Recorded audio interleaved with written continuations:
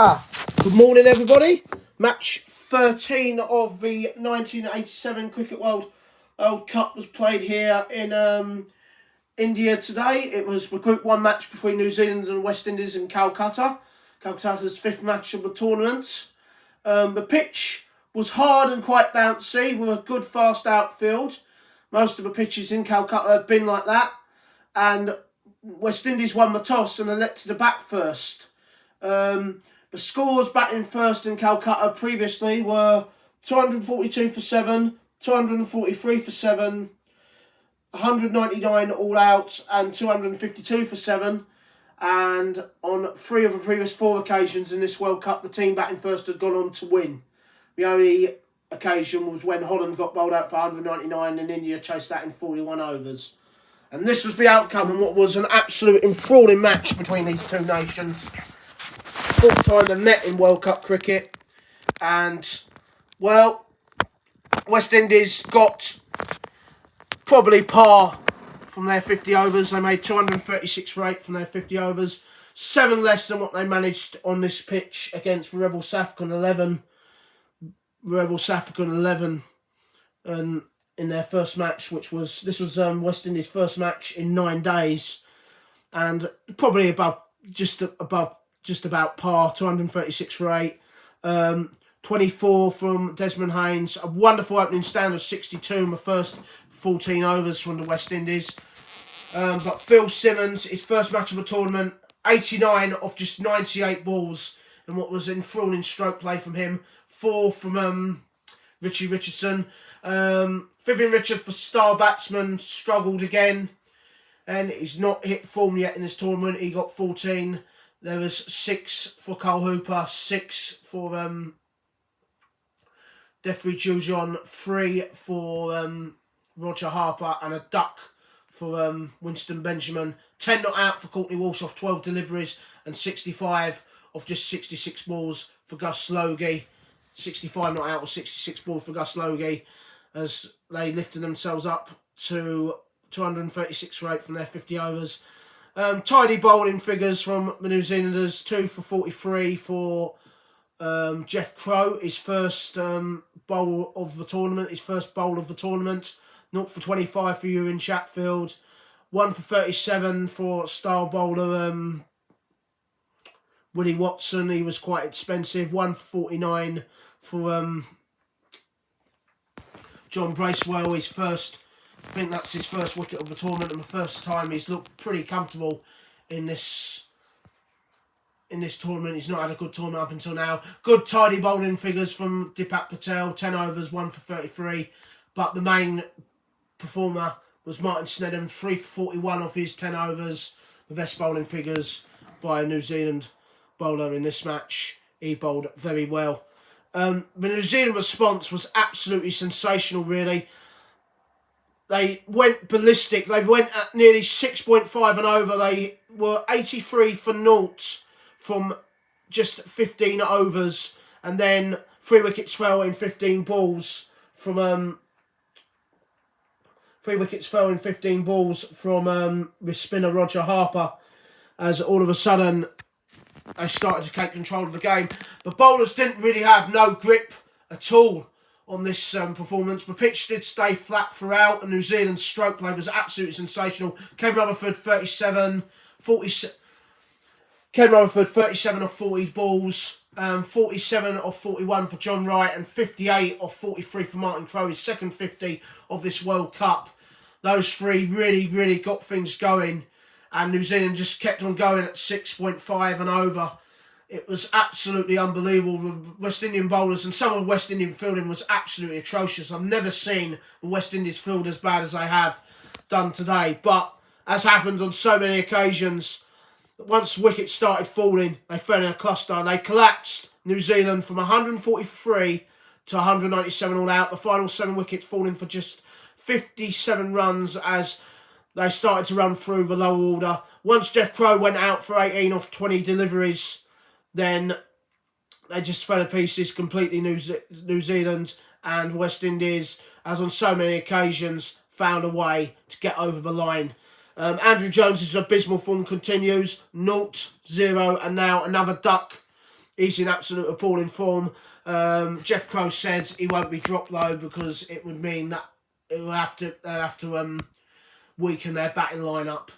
They have to weaken their batting lineup because they've only got bowlers left in Liam's side and all rounders. So he feels that Andrew Jones will probably play for the remainder of the tournament despite his ball form. 13 for Tipat Patel. There was a duck for John Bracewell, who also has batted really poorly throughout this tournament. 7 for Ian Smith. 2 not out for Martin Snedden. He didn't open the batting this time, mainly due to the fact that he got bowled for.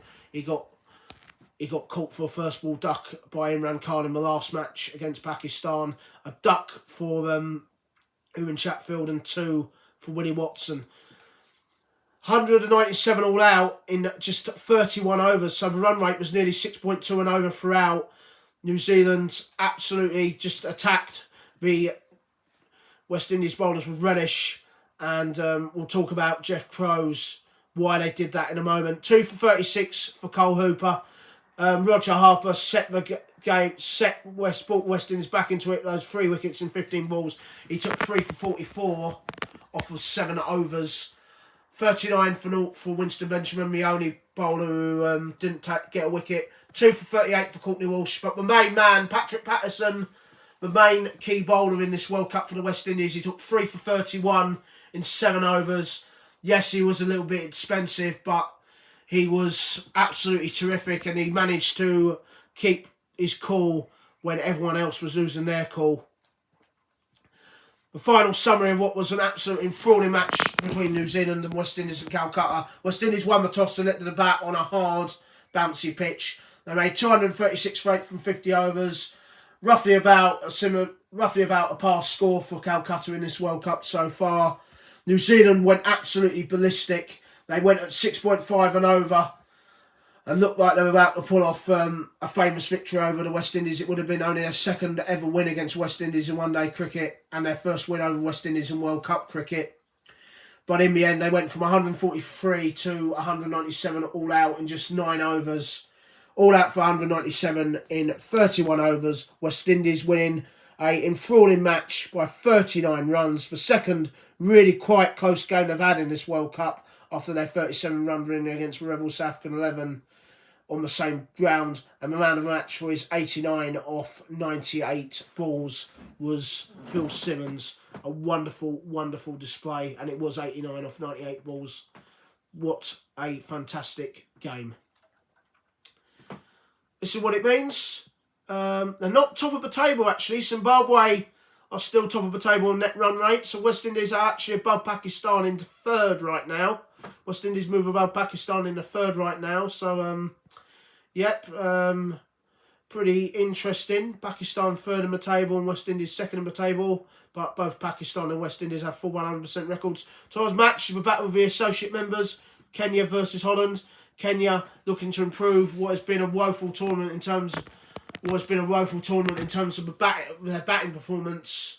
In terms of their batting performance, it's been woeful, and they'll be looking to get a good result against the Dutch, who are only playing their 2nd match of the tournament. Remember, they only played 1 match of the tournament. That was against India. That was against India 9 days ago, where they lost by 7 wickets and then scored 199. India chased down 200 in about 45 overs that match. India, both team. If Kenya, whoever loses tomorrow, will probably be favourite to finish bottom of the group without a single point. We'll have a look at the key players for New Zealand and West Indies.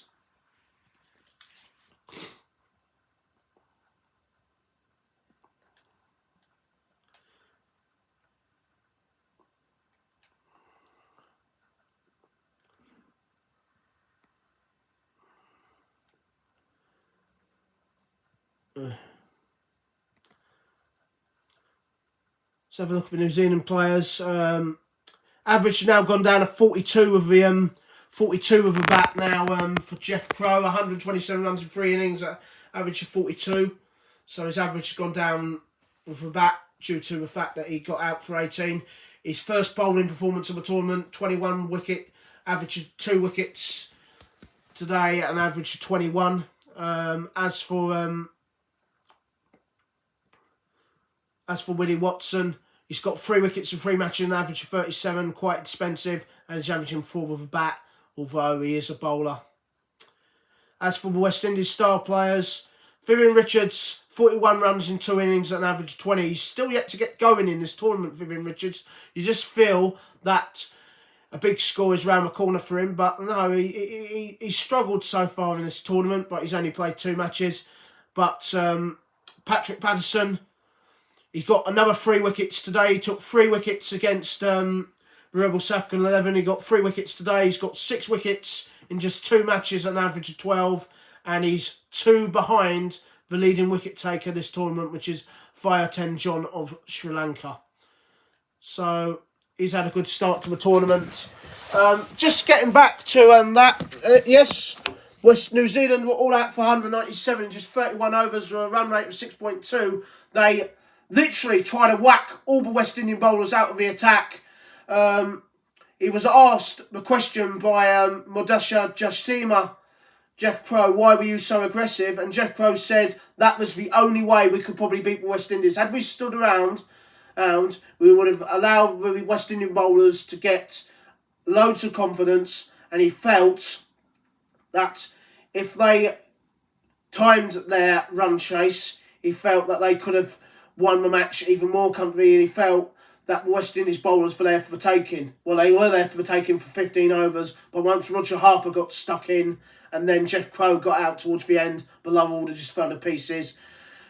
New Zealand's probably in control of that match for about 70% of their innings, and then it just all went wrong for them. So, agony for New Zealand. It was a terrific game of cricket, a wonderfully entertaining game. Tomorrow's match, Kenya versus Holland. Kenya looking to improve on what has been a poor tournament batting-wise for them, having been bowled out for 147 against Sri Lanka and 112 against England 3 days ago in Bombay. Holland, it's only their second match of the tournament. Whoever wins that match probably will... Whoever loses that match tomorrow will probably finish bottom of the table and potentially not get a single point. So, for tomorrow's match, the Group 2 match, Kenya versus Holland, this is me, Lawrence Howard, reporting on the 1987 Cricket World Cup being played here in India on Brian Lara Cricket on PlayStation. It's a very goodbye from me.